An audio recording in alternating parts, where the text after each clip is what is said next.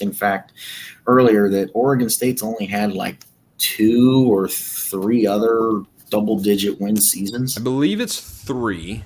I can double check that right now. But I believe the answer is 3. So their first one, and college football was very different in like the middle of the 20th century. You weren't always playing quite as many games. But they had one in 2000 under Dennis Erickson when they won the Fiesta Bowl with Jonathan Smith.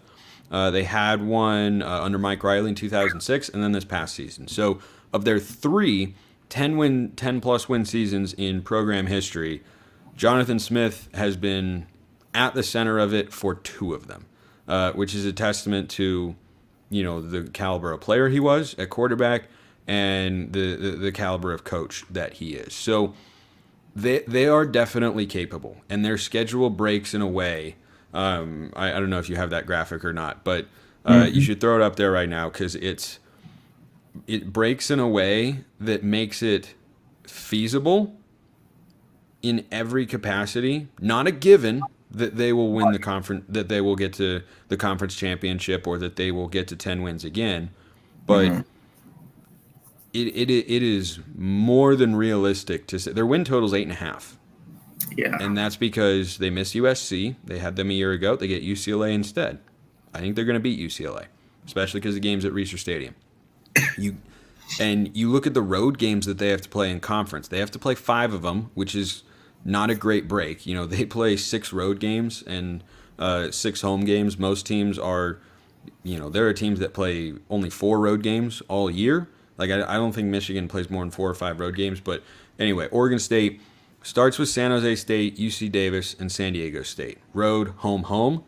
That first game against Washington State in conference play on September 23rd is going to tell us a lot, frankly, about both teams, and it'll set the tone for conference play. But that is a big game for Oregon State because then you come back home, you play Utah the next week.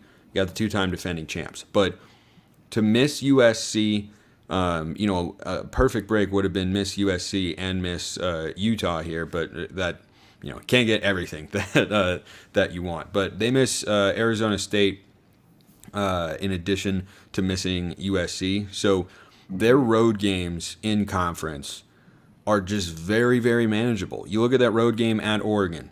Probably it should be a loss, but hey, last year should have been a loss for them as well. They were trailing 31-10. They came back to win, and they didn't have to complete a pass to do so. So if you look at that game and say, okay, that's probably a loss, Oregon at Autzen Stadium, pretty tough to beat. Their other 4 conference road games, Washington State, Cal, Arizona, Colorado. It could not break any better. And then to have Washington, Utah, and UCLA all at home, and Stanford comes to Reser Stadium as well. They've been a dominant team at Reser the last 2 seasons. The only team to win there has been USC. Utah lost last time they were there in 2021. Oregon lost there in 2022. USC should have lost there in 2022. So that's just such a massive, massive break, and this stuff matters. When you go look back at every great season a team has had, there's probably a scheduling break or 2 in there. And Oregon State, this feels like a moment for them. If they're going to get to the conference championship game for the first time ever, this is a great year to do it. You've upgraded at quarterback. You have suffered some defensive losses, but I think they still have enough personnel to be good on that side of the ball, and they retain their defensive coordinator. And this is just a massive, massive break in scheduling to have to play 4 of the 5 other conference contenders, but to have 3 of them at home. And if you do really well in those games, you could go into that game at Autzen Stadium on November 24th as confident as you could possibly be.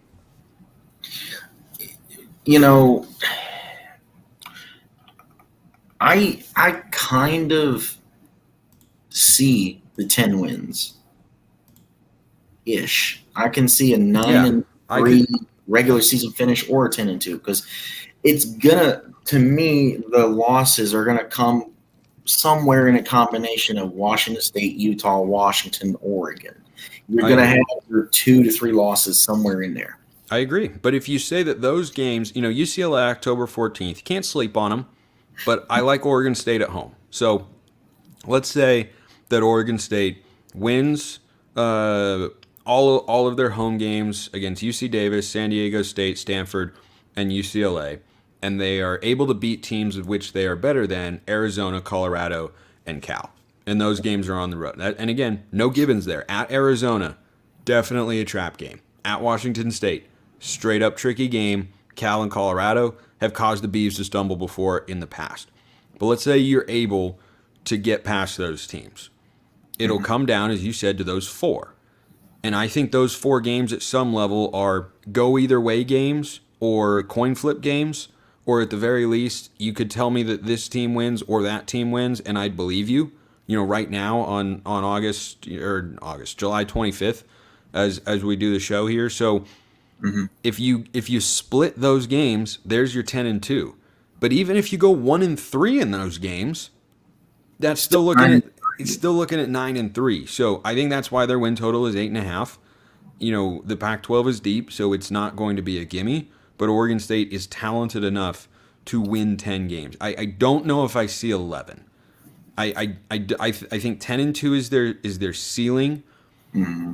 Yeah, you know, I want to say like off a 10-win season, yeah, they could do it, but I think between Utah, it's just asking a lot, even at home, to say between Utah, Washington, and then having to go at Oregon, you're only going to lose one of those games and then not stumble anywhere else. I think that's asking a lot. So I think 10-2 is kind of their ceiling there, and I think their floor is, gosh, I don't see how they could win fewer than 7 games. Like San Jose State on the road should not be a problem. UC Davis, San Diego State at home, neither should be. San Diego State could give you fits, but that should be 3-0. Arizona, okay, let's say you lose that. But Colorado, Cal, that gets you to 5. Stanford 6. You're not going to lose to every one of those contending teams. Right. I think 7. I think 7-10 is their win range here. I mean, as a Pac-12 guy, I'm sure you can attest to this, but to me, it feels like the conference as a whole is being like underrated, because it seems to me that like the conference as a whole, there is the potential there for every team or almost every team to get anywhere from 7 to 10 plus wins. Yeah. Depending on the team.